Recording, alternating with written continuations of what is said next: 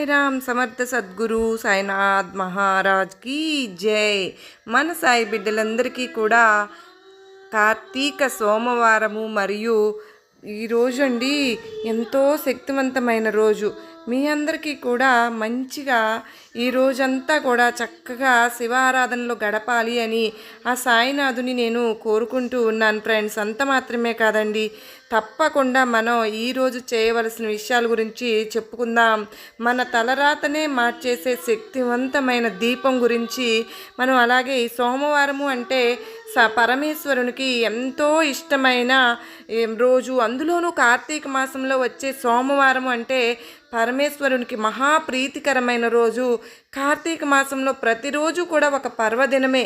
అయితే కార్తీక మాసంలో వచ్చే సోమవారాలకు ఎంతటి ప్రాముఖ్యత ఉంటుందో ప్రత్యేకించి చెప్పనక్కర్లేదు కదా. ఇంతటి ప్రాముఖ్యత ఉన్న కార్తీక సోమవారం, చివరి కార్తీక సోమవారం నవంబర్ ఈరోజండి 25వ తారీఖు వచ్చేసింది. అన్ని సోమవారాల్లో చివరి కార్తీక సోమవారం చాలా ముఖ్యమైనది ఫ్రెండ్స్. చివరి కార్తీక సోమవారం నాడు చేసే పూజల వల్ల, పరమేశ్వరుని అనుగ్రహం వల్ల జీవితంలో ఉన్న కష్టాలన్నీ తొలగిపోతాయి ఫ్రెండ్స్. ఇంతటి విశిష్టత ఉన్న చివరి కార్తీక సోమవారం ఇంట్లో గనక నారికేల దీపాన్ని వెలిగిస్తే కోటి పూజల పుణ్యఫలాన్ని మనం పొందవచ్చు. సకల సంపదలను చేకూర్చే దీపమే నారికేల దీపం. కొబ్బరికాయతో వెలిగించే దీపమే నారికేల దీపం.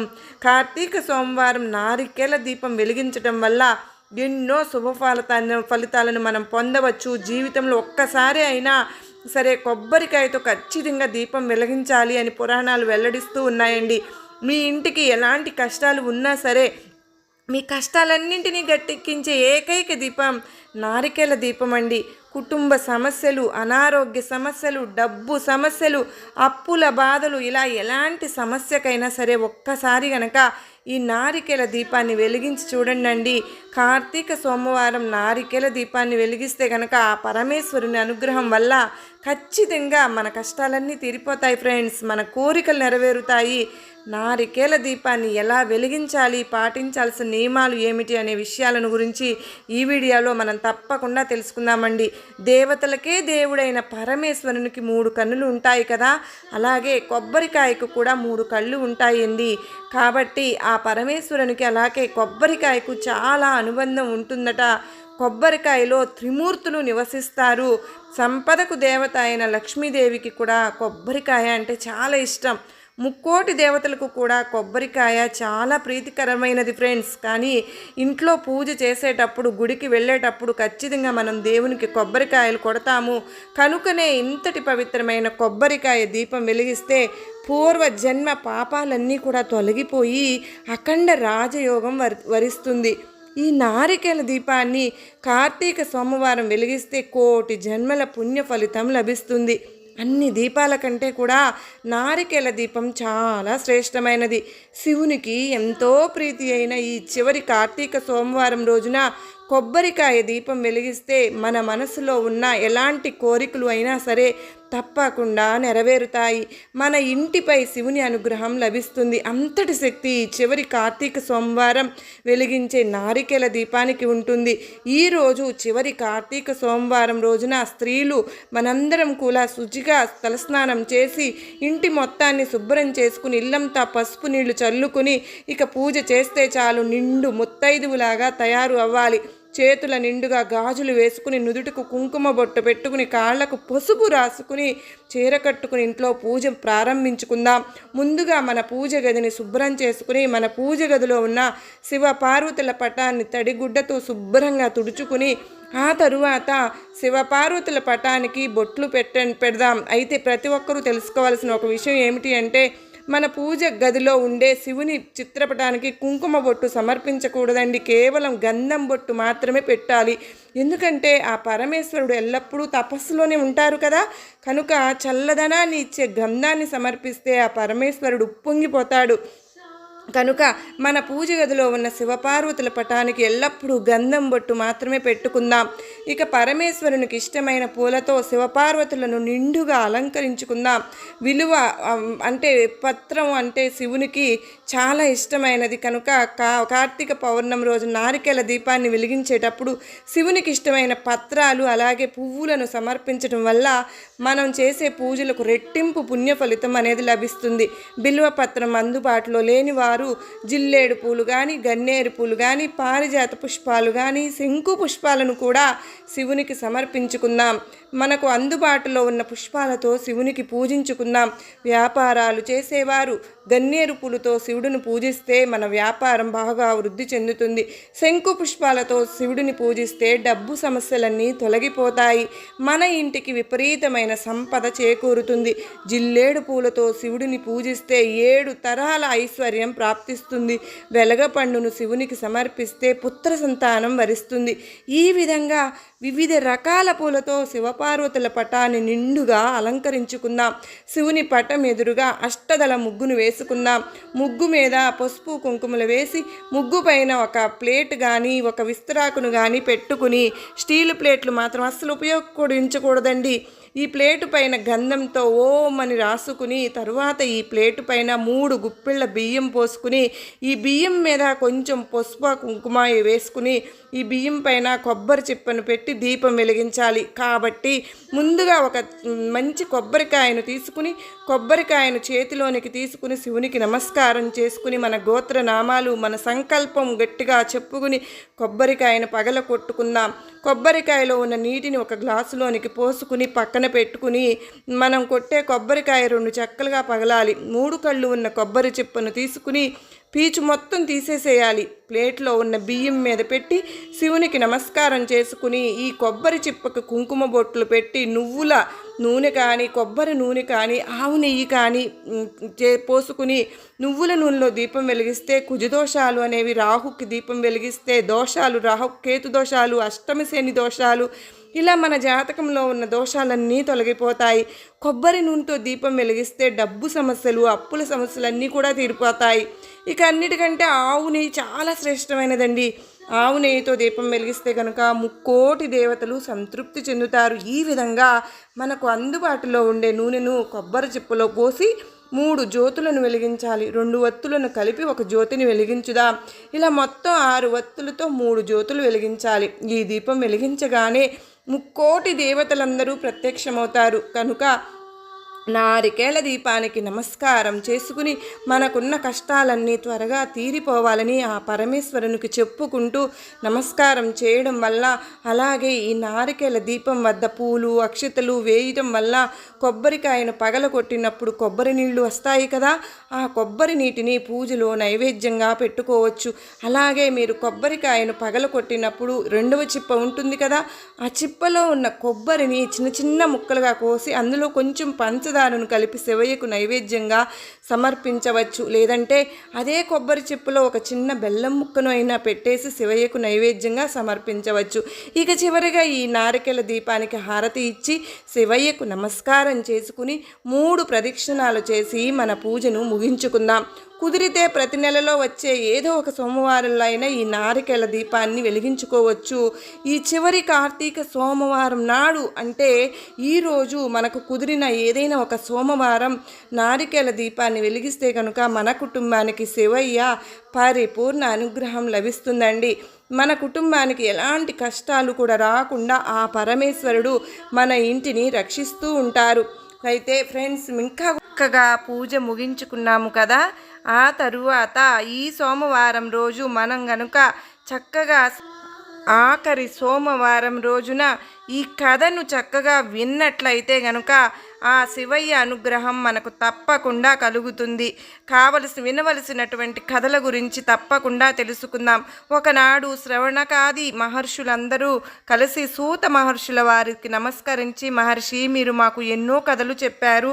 మేము ఏ వ్రతాన్ని ఆచరించడం వలన శీఘ్రంగా ఫలప్రాప్తి కలుగుతుందో, మాకు ఉత్తమమైనటువంటి వ్రతం అంటే ఏదైనా ఉంటే మాకు వివరించండి అంటూ ప్రార్థిస్తారు. అప్పుడు సూత మహర్షులు వారు మహాత్ములైన అయినటువంటి ఓ మహర్షులారా, ఒకనాడు కైలాసంలో దివ్య రత్న ఖచిత సింహాసనంపై కూర్చుని ఉన్నటువంటి పరమేశ్వరుడు అలాగే పార్వతీదేవి ఏకాంతంలో ఉండగా పార్వతీదేవి పరమేశ్వరుని ఈ విధంగా ప్రశ్నించింది, స్వామి, నేను మీ వద్ద అనేక శాస్త్రాలను ఆగమ విద్యలను నేర్చుకున్నాను.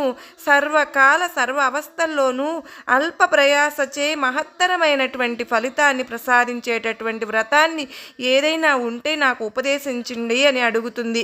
అప్పుడు పరమేశ్వరుడు మందహాసంతో, సఖీ, నీ ప్రశ్న ఉచితంగాను లోకోపకరిగాను ఉంది. లోకహితం కోరినటువంటి నీకు ఒక శ్రేష్టమైనటువంటి వ్రతం గురించి చెప్తాను అంటూ ఈ విధంగా చెప్పసాగాడు. నక్షత్రాల్లో సూర్యుడు, గ్రహాలలో చంద్రుడు, నదులన్నింటిలో గంగా నది, ఇంద్రియాలలో మనసు ఏ విధంగా అయితే శ్రేష్టంగా ఉంటారో వ్రతాలన్నింటిలో కూడా సోమవారం వ్రతం ఎంతో శ్రేష్టమైనది. ఈ వ్రతాన్ని సోపచార వ్రతం అని పేరు ఉంది. దీని మహిమలను వర్ణించడం అసాధ్యం. భక్తిపూర్వకంగా దీన్ని ఆచరించేవారు ఏదైతే కోరుకుంటారో దానిని వారు శీఘ్రంగా పొందుతారు. ముత్తైదువులు కూడా సౌభాగ్యాన్ని పొందుతారు. రోగులకు సంపూర్ణ ఆరోగ్యం కలుగుతుంది. ఎడబాసినటువంటి కార్యాలు భక్తులు ఒకరిని ఒకరు అర్థం చేసుకుని సఖ్యతగా ఉంటారు. ఇటువంటి మహిమాన్వితమైన వ్రతం అని చెబుతాడు. అప్పుడు పార్వతీదేవి, స్వామి, మరి దయచేసి ఆ వ్రతాన్ని ఆచరించేటటువంటి విధానం గురించి నాకు తెలియజేయండి అంటూ ప్రార్థిస్తుంది. అప్పుడు పరమేశ్వరుడు, ఇది భక్తిపూర్వకంగా ఆచరించవలసినటువంటి వ్రతం. ఈ వ్రతాన్ని ఆచరించేందుకు ఆషాఢ మాసపు పౌర్ణమి నుండి కార్తీక మాసపు పౌర్ణమి వరకు వచ్చేటటువంటి చాతుర్మాసములు కూడా చాలా ప్రశస్తమైనవి పార్వతి. అటువంటి 16 సోమవారాల్లో ఈ వ్రతం శ్రేష్టమైనది. సోమవారం నాడు ఉపవసించి ఉండాలి. ప్రాతకాలాన్నే స్నానాది అన్నిటినీ ముగించుకుని పుట్టమన్నుతో శివలింగం తయారు చేసుకుని వెండి, ఇత్తడి వంటి శ్రేష్టమైనటువంటి లోహాలతో చేసిన లింగాన్ని కూడా ఉపయోగించుకోవచ్చు.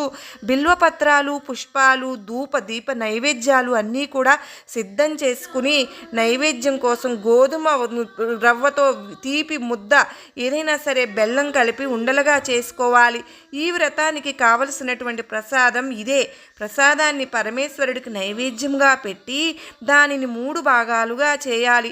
భక్తులకు ఒకటి, పశువులకు ఒకటి. ఈ వ్రతాన్ని ఆచరించే వారికి 3వది తీసుకోవాలి. ఆ రోజు ఉప్పు, అదేవిధంగా 16 సోమవారాలు భక్తులతో ఆచరించాలి. 17వ సోమవారం రోజున ప్రక్షాళన చేసుకోవాలి. ఉద్యాపన చేసుకుని 16 సోమవారం నందును పూజించినటువంటి ఆ మట్టి లింగాలను 17 సోమవారం నాడు జలమునందు వదిలివేయాలి. ఆ రోజున బ్రాహ్మణులకు అన్నదానం యథాశక్తిగా చేయాలి. ఈ విధంగా ప్రతి విధానాన్ని పరమేశ్వరుడు పార్వతీదేవికి ఉపదేశిస్తూ ఉంటాడు. అదంతా విన్నటువంటి పార్వతీదేవి, స్వామి, ఈ యొక్క వ్రత విధానం చెప్పి నన్ను అనుగ్రహించారు. దీనిని ఎవరెవరు ఆచరించి ఏ విధమైనటువంటి ఫలితాలను పొందారో దాని గురించి కూడా వివరణ తెలియజేయండి అంటూ ప్రార్థిస్తుంది. అప్పుడు ఆ పరమేశ్వరుడు ఆ యొక్క వ్రత పూజా ఫలాన్ని ఈ విధంగా చెప్తారు. పార్వతి, ఇది నువ్వు ఎన్నో వారాలు ఇలా పూజను ఆచరించడం వలన నువ్వు నన్ను భర్తగా పొందావు. గిరిజా కళ్యాణ సంఘటన ఇంకా నీకు జ్ఞాపకం ఉంది. నేనే నీకు పతిగా కావాలి అనే ఉద్దేశంతో నువ్వు ఘోర అరణ్యంలో తీవ్రమైనటువంటి తపస్సు చేశావు. అప్పుడు దేవతలు, సప్త ఋషులు నా వద్దకు వచ్చి, ప్రభు, నిన్నే నమ్మి తపస్సు చేస్తున్నటువంటి ఆ హైమావతిని అనుగ్రహించరాదు, ఆలస్యం ఎందుకు అంటూ ప్రార్థించారు. నేను బ్రహ్మచారి రూపంలో వచ్చి నిన్ను పరీక్షించాను. నిన్ను సంబోధిస్తూ పరమేశ్వరుని ఉన్నటువంటి అవలక్షణాలన్నిటినీ కూడా వర్ణిస్తూ, శివుడు విరూపి, అపవిత్రుడు, మొదటి వ్యక్తి అంటూ నీ ముందు ఎన్నో దుర్భాషలాడాను. కానీ నీకు పట్టారా అన్నటువంటి కోపం వచ్చింది. కోపంలో కళ్ళు ఎర్రబడి, శివనింద మహాపాపం, శివుడు లేనిచో నేను బ్రతకలేను, వేరొకని కన్నెత్తైనా చూడను అన్నటువంటి నీ యొక్క దృఢ నిశ్చయాన్ని ఖచ్చితంగా తెలియజేస్తావు. అప్పుడు నేను నా యొక్క నిజ స్వరూపంతో నీ ముందు ప్రత్యక్షమయ్యాను. నీవు 16 సోమవారాల పాటు వ్రతాన్ని ఆచరించావు. నీ కోరిక తీరింది. గిరిజా కళ్యాణం అతివైభవంగా దేవఋషుల యొక్క గంధర్వుల సమక్షంలో అద్భుతంగా జరిగింది. ఈ విధంగా వ్రతాచరణ వలన నేను నీకు పతినయ్యాను అని చెబుతాడు పరమేశ్వరుడు. అప్పుడు పార్వతీదేవి ఎంతో సంతుష్టురాలై, స్వామి, నాకు కూడా జ్ఞాపకం ఉంది. అయినప్పటికీ ఆ యొక్క వ్రత మహిమ మీ ముఖత లోకానికి అందించడానికే ఈ విధంగా అడిగాను. నా వల్ల వేరే వారు ఎవరైనా ఈ వ్రతాన్ని ఆచరించారా ఆచరించి పుణ్య ఫలితాన్ని పొందారా అని ఎవరైనా ఫలితాన్ని పొందితే చెప్పండి స్వామి అంటూ ప్రార్థిస్తుంది. అప్పుడు పరమేశ్వరుడు ఇతర సంఘటనల గురించి చెప్పడం ప్రారంభిస్తాడు. చూడు పార్వతి, చాలా కాలం క్రితం భరతఖండంలో పుణ్యాత్ముడైనటువంటి చిత్రవర్మ అనే ఒక రాజు ఉండేవాడు. ఆయనకు పుత్రులు అనేక మంది ఉన్నారు. పుత్రిక కోసమై పార్వతీ పరమేశ్వరులను ఆరాధించగా వాళ్లకు ఆడపిల్ల జన్మించింది. సర్వగుణ సంపన్నురాలైన ఆ శిశువుకు 14 సంవత్సరాలు అయిన తరువాత వైధవ్యం ఖచ్చితంగా ప్రాప్తిస్తుంది. అయితే ఈ విషయం గురించి జ్యోతిష్కులు కూడా తెలియజేశారు. అంతటా ఆ రాజు ఎంతో దుఃఖించాడు. శోకంతో పీడింపబడుతున్నటువంటి ఆ రాజుకు కొంతమంది జ్యోతిష్కులు పరిహారం తెలియజేస్తారు. ఇక రాజకుమార్తె అయినటువంటి ఆ శ్రీమంతుని పూర్ణచంద్రుడి వలె చక్కగా దిన ప్రవర్ధమానంగా పెరుగుతూ ఉంటుంది. యుక్త వయసుకు వచ్చిన తరువాత ఆమెను రాజకుమారుడైనటువంటి చంద్రాంగదుడికి ఇచ్చి చిత్రవర్మ వివాహం జరిపిస్తాడు. ఇల్లరికం వచ్చినటువంటి అల్లుడితో ఆ రాజుకు కాలం కూడా సంతోషంగా గడిపేస్తూ ఉండేవాడు.